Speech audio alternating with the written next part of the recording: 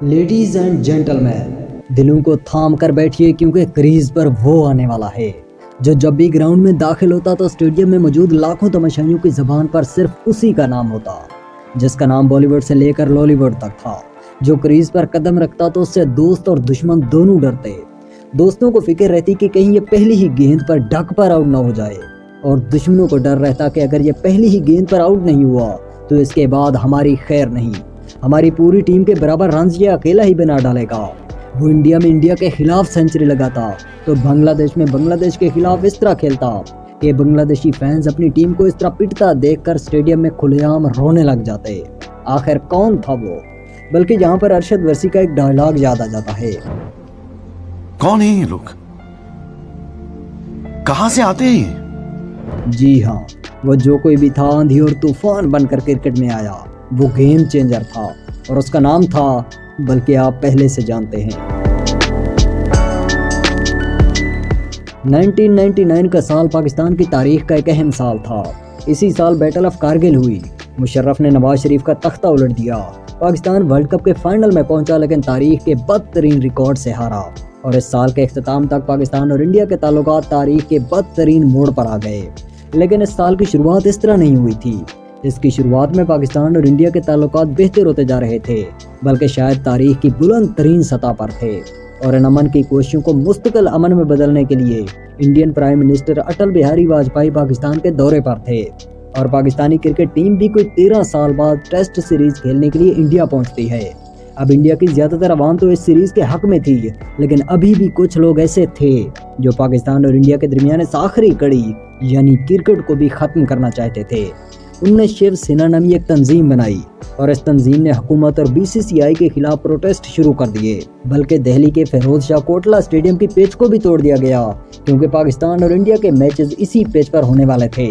और उन्होंने मुंबई में बीसीसीआई के दफ्तर पर भी हमला किया और पाकिस्तानी खिलाड़ियों को जान से मारने की धमकियां भी दी। उन्होंने ये सीरीज रुकवाने की पूरी कोशिश की, लेकिन उनकी पूरी कोशिश के बावजूद भी ये सीरीज जारी रही। लेकिन हाँ, इस हंगामे की वजह से सीरीज का मजा जरूर किरकिरा हो गया। सीरीज को चेन्नई मुंतकिल कर दिया गया और दोनों साइड के खिलाड़ियों की परफॉर्मेंस भी कोई ज्यादा अच्छी नहीं रही।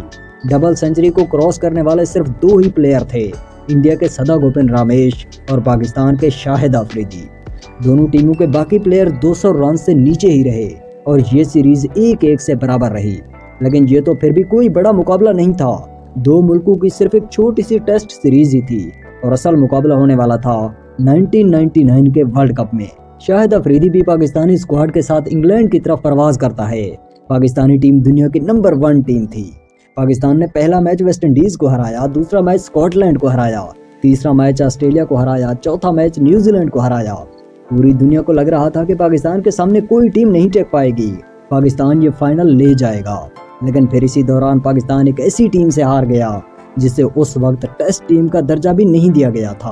पाकिस्तान बांग्लादेश के खिलाफ इस मैच में 161 पर ऑल आउट हो जाता है और बांग्लादेश ये मैच 62 रन से जीत जाता है। इस हार के बाद कई लोगों की जबान पर यह स्टोरी आने लगी कि पाकिस्तानी प्लेयर मैच फिक्सिंग में इन्वॉल्व हो चुके हैं, लेकिन किसी ने भी इस स्टोरी पर तहकीक करने की जहमत नहीं की। पाकिस्तान अपना अगला मैच साउथ अफ्रीका से भी हार गया और इससे अगले में इंडिया से भी। अब पाकिस्तान को सेमीफाइनल में पहुंचने के लिए अपना नेक्स्ट मैच जिम्बाब्वे से जीतना जरूरी था और पाकिस्तान ने आसानी से ये मैच जीत लिया। जिम्बाब्वे को 147 रन से हरा दिया। इसी दौरान पाकिस्तान सेमीफाइनल में पहुंचता है तो दूसरी तरफ इंडिया और न्यूजीलैंड का भी सेमीफाइनल के लिए मुकाबला होता है, लेकिन न्यूजीलैंड इंडिया को बाहर करके खुद सेमीफाइनल में पहुंच जाता है। पाकिस्तान ने न्यूजीलैंड को एक बार फिर से बदतरीन शिकस्त दी। पाकिस्तान न्यूजीलैंड से सेमीफाइनल 9 विकेटों से जीत जाता है और इस तरह पाकिस्तान 1999 के वर्ल्ड कप के फाइनल में जगह बनाने वाला पहला मुल्क बन जाता है। फाइनल में पाकिस्तान के खिलाफ ऑस्ट्रेलिया आता है और यहाँ एक डिजास्टर हो जाता है। पाकिस्तान ये फाइनल हार जाता है। पाकिस्तान ये फाइनल इतनी बुरी तरह हारता है कि आज भी सोचकर दुख होता है। ये फाइनल वर्ल्ड कप की आज तक की तारीख का 1 साइडेड फाइनल है।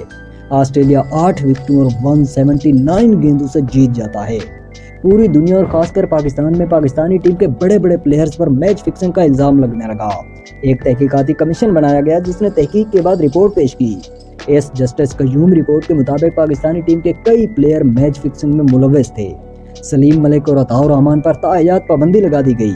जबकि दूसरे कई प्लेयर्स को वार्निंग दी गई या जुर्माना आयद किया गया। लेकिन कुछ नौजवान क्रिकेटर्स ऐसे भी थे जिन पर यह मैच फिक्सिंग का इल्जाम कभी नहीं आया।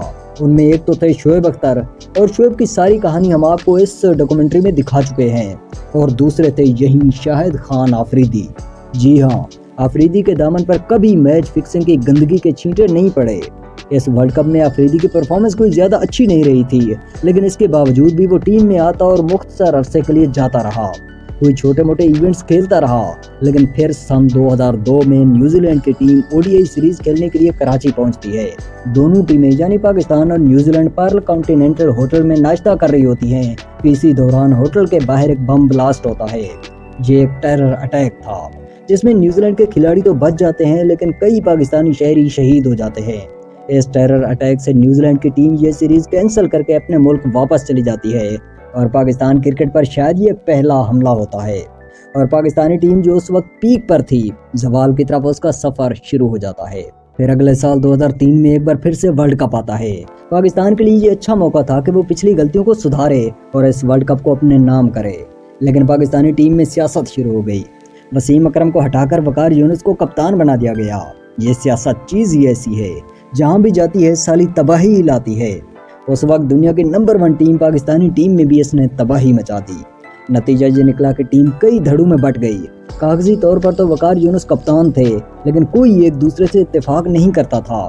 और नतीजा ये निकला कि 2003 का ये वर्ल्ड कप पाकिस्तान 1999 के वर्ल्ड कप से भी बुरी तरह हारा। पाकिस्तान पहले ही राउंड में बाहर हो गया और शाहिद अफरीदी टीम से बाहर हो गए। शाहिद अफरीदी को कौमी टीम से निकाला गया तो उसने साउथ अफ्रीका की लीग क्रिकेट ज्वाइन कर ली ताकि अपनी बैटिंग स्किल्स को मजीद इम्प्रूव किया जा सके। उसे पूरा यकीन था कि अगर वो इस लीग क्रिकेट में बेहतर कारकर्दगी दिखाएगा तो उसे दोबारा नेशनल टीम में पिक कर लिया जाएगा। और देखिए हुआ भी यही। 2005 में पाकिस्तान ने टेस्ट और वनडे सीरीज के लिए एक बार फिर से इंडिया का दौरा किया, लेकिन इस बार हालात मुख्तलिफ थे। इससे एक साल पहले यानी 2004 में इंडिया भी पाकिस्तान का दौरा कर चुका था और 2005 के इस इंडियन दौरे के दौरान पाकिस्तानी डिक्टेटर परवेज मुशर्रफ भी इंडिया में मौजूद थे। इस सीरीज में अफरीदी को पिक किया गया। जहां अफरीदी के साथ एक और अच्छी बात यह हुई कि इस दौरान पाकिस्तानी टीम का कोच बॉब वोल्मर को बना दिया गया, जो अफरीदी की पसंदीदा शख्सियत थे और जो अफरीदी को टीम में रखने का हामी भी था। पाकिस्तान ने इंडिया से टेस्ट सीरीज 1-1 से बराबर कर दी, जबकि अभी वनडे सीरीज बाकी थी। वनडे सीरीज में इंडिया ने पहले दोनों मैचेस जीते और उसके बाद 2 मैच पाकिस्तान ने जीत लिए। सीरीज का 5वां मैच हुआ कानपुर में। इंडिया पहले बैटिंग करता है, लेकिन इंडिया के टॉप बल्लेबाजों को पाकिस्तानी बॉलिंग लाइन ने एक के बाद दूसरे को गिराना शुरू कर दिया, खासकर नवीदुल हसन ने, जिसने वीरेंद्र सहवाग को 5 रन पर, सचिन तेंदुलकर को 1 और MS धोनी को 11 रन पर आउट किया। अलबत्ता इंडिया मिल मिलाकर 6 विकेटों के नुकसान पर 50 ओवर्स में 249 रन तक पहुंच जाता है और इसके बाद पाकिस्तान बैटिंग करता है। पाकिस्तान की तरफ से ओपनर के तौर पर सलमान बट और शाहिद अफरीदी क्रीज पर उतरते हैं। सलमान बट तो 46 गेंदों पर 21 रन बनाकर पवेलियन लौट जाता है, जबकि इत्तेफाकन शाहिद अफरीदी भी 46 गेंदें ही खेलते हैं। लेकिन जानते हो शाहिद अफरीदी इन 46 गेंदों पर कितने रन बनाते हैं? वो 9 छक्के और 10 चौकों के साथ 102 रन बनाते हैं। 1996 में कीनिया में सेंचुरी के बाद ये शाहिद अफरीदी की दूसरी तेज तरीन सेंचुरी होती है। और हाँ, ये भी उस दौर की दूसरी फास्टेस्ट सेंचुरी थी, यानी तेज तरीन सेंचुरी की दोनों टॉप पोजीशन शाहिद अफरीदी के पास थी। पाकिस्तान ये सीरीज इंडिया से 2-4 से जीत जाता है। पाकिस्तान ये मैच शाहिद अफरीदी की सेंचुरी के साथ जीत गया, लेकिन शाहिद अफरीदी की सबसे बड़ी कमजोरी भी शाहिद अफरीदी की यही बैटिंग ही थी। याद है ना, हमने आपको पिछली किस्त में बताया था कि शाहिद अफरीदी अंडर 14, अंडर 16 और अंडर 19 में 7वें या 8वें नंबर पर बैटिंग किया करते थे और नेशनल टीम में भी बॉलर के तौर पर ही शामिल हुए थे। लेकिन कीनिया में अपनी तेज तरीन सेंचुरी के बाद अफरीदी की शोहरत एक बैट्समैन के तौर पर हुई थी। लोग उनसे वो एक्सपेक्ट कर रहे थे जो वो सईद अनवर और सचिन तेंदुलकर से करते थे, लेकिन हकीकत ये थी कि शाहिद अफरीदी की ज्यादा महारत बॉलिंग में थी, बैटिंग में नहीं। फिर 2007 का वर्ल्ड कप आ गया। पाकिस्तानी टीम इस वर्ल्ड कप में कूदी, लेकिन पाकिस्तान अपना पहला ही मैच हार गया और फिर तो ये सिलसिला चल निकला। पाकिस्तान वर्ल्ड कप से बाहर हो गया। पाकिस्तानी टीम के कोच और शाहिद अफरीदी के सबसे बड़े सरपरस्त बॉब वोल्मर भी इस वर्ल्ड कप के दौरान इंतकाल कर गए। ये खासकर शाहिद अफरीदी के लिए बल्कि पूरी पाकिस्तानी टीम के लिए बहुत बड़ा धचका था। और फिर इसी दौरान PCB ने इंजमाम अल हक को कप्तानी के ओहदे से हटा दिया और उनकी जगह शोएब मलिक को नया कप्तान बना दिया। अफरीदी को भी ऑफर की गई कि वो वाइस कप्तान का ओहदा संभालें, लेकिन अफरीदी ने इनकार कर दिया। फिर सलमान बट को वाइस कप्तान बना दिया गया। शाहिद अफरीदी कहते हैं कि ये दोनों लोग यानी शोएब मलिक और सलमान बट इस ओहदे के लिए बिल्कुल भी अच्छा इंतखाब नहीं थे। 2007 के वर्ल्ड कप में नाकामी और बॉब वुलमर की मौत के बाद पाकिस्तानी टीम ने शोएब मलिक की कप्तानी में यूएई में श्रीलंका से सीरीज खेली। पहले ओडीआई में श्रीलंका ने पहले बैटिंग करते हुए 235 रन बना डाले और पाकिस्तान चेज करते हुए 137 पर पाकिस्तान की 5 विकेटें गिर चुकी थी, लेकिन अभी तक जीतने के लिए 99 रन दरकार थे। और फिर इसी दौरान क्रीज पर उतारा गया लाला को। शाहिद अफरीदी ने आते ही श्रीलंका को 4 छक्के और 8 चौके जड़ दिए। 34 गेंदों पर 73 रन बना डाले और मलिंगा को तो एक ही ओवर में 32 रन जड़ दिए। सिर्फ 11 ओवर्स में पाकिस्तान की 99 रन का हदफ पार कर चुका था, यानी पाकिस्तान जो 137 रन पर 5 विकेटें गंवा चुका था, वो 236 रन पर भी उन्हीं 5 विकेटों के नुकसान पर पहुंच गया, बल्कि 7 ओवर्स अभी बाकी थे। शोएब मलिक की कप्तानी के बाद पाकिस्तानी टीम में हर तरफ मायूसी फैली हुई थी। ड्रेसिंग रूम में सियासत अरूज पर थी, जूनियर वर्सेस सीनियर हो रहा था, तो ऐसे मायूस कुन हालात में ये पाकिस्तान की एक छोटी सी कामयाबी थी। फिर इसी साल यानी 2007 में ही T20 वर्ल्ड कप हुआ। पाकिस्तान बेहतरीन फॉर्म में था, ऑलमोस्ट सारे मैच जीतते हुए पाकिस्तान फाइनल में पहुंचा, लेकिन फिर फाइनल में पाकिस्तान इंडिया से 5 रन से हार गया। Shahid Afridi player of the tournament करार पाए और फिर साल 2009 आ गया। श्रीलंकन टीम सीरीज खेलने के लिए पाकिस्तान में मौजूद थी। एक सुबह श्रीलंकन टीम जब होटल से स्टेडियम की तरफ बढ़ रही थी तो लाहौर के लिबर्टी चौक पर कुछ दहशतगर्दों ने प्लेयर्स को ले जाने वाली बस पर अचानक फायरिंग शुरू कर दी। इस फायरिंग से कई खिलाड़ी इंजर्ड हुए, पाकिस्तान के 2 पुलिस वाले भी शहीद हुए, लेकिन इस वाकये ने पाकिस्तान से क्रिकेट को मुल्क बदर कर दिया। कोई भी टीम पाकिस्तान में खेलने के लिए नहीं आती थी। पाकिस्तान अपनी होम सीरीज भी दुबई में खेलने लगा और पाकिस्तानी टीम की जो खराब कारकर्दगी आपको आज नजर आती है, इसके पीछे भी एक बड़ा हाथ इस वाकये का भी है। और फिर साल 2009 में चैंपियन ट्रॉफी हुई। यूनुस खान टीम के कप्तान थे।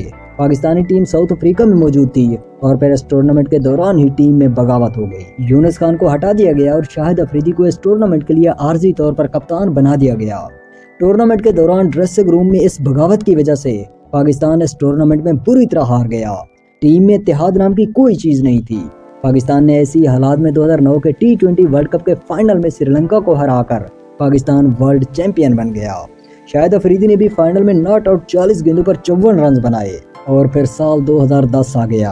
पाकिस्तानी टीम टेस्ट सीरीज के लिए इंग्लैंड रवाना हुई, लेकिन शाहिद अफरीदी के मुताबिक उसे मालूम था, उसके हाथ कुछ ऐसे सबूत आ चुके थे जिनसे वाज़ेह होता था कि इंग्लैंड में क्या होने वाला है। शाहिद अफरीदी ने पहला टेस्ट खेला और मैच के दौरान ही टेस्ट क्रिकेट से रिटायरमेंट का ऐलान कर दिया। और हाँ, उस वक्त शाहिद अफरीदी पाकिस्तान के टेस्ट कैप्टन भी थे।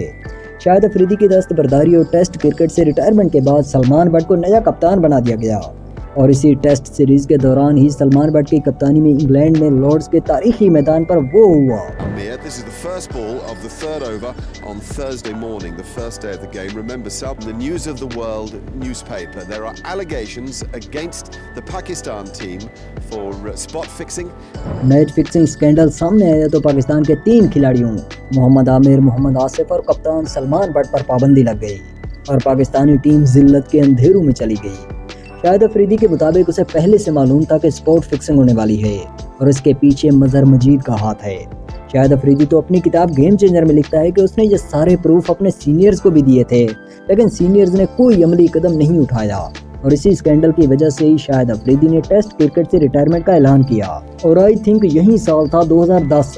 पाकिस्तानी टीम ऑस्ट्रेलिया के दौरे पर थी और इसके दौरान अफरीदी ने लाखों तमाशाइयों के सामने, कैमरों के सामने गेंद को शायद सेब समझकर चबा दिया। शायद इस तरह की बॉल टेम्परिंग तारीख में पहली बार हो रही थी। शाहिद अफरीदी के अपने अल्फाज के मुताबिक हर टीम के अक्सर खिलाड़ी बॉल टेम्परिंग करते हैं। वो कहता है कि मेरा कसूर इतना है कि मैंने ये बॉल टेम्परिंग खुल्लम खुल्ला की, लाखों तमाशाइयों और कैमरों के सामने की।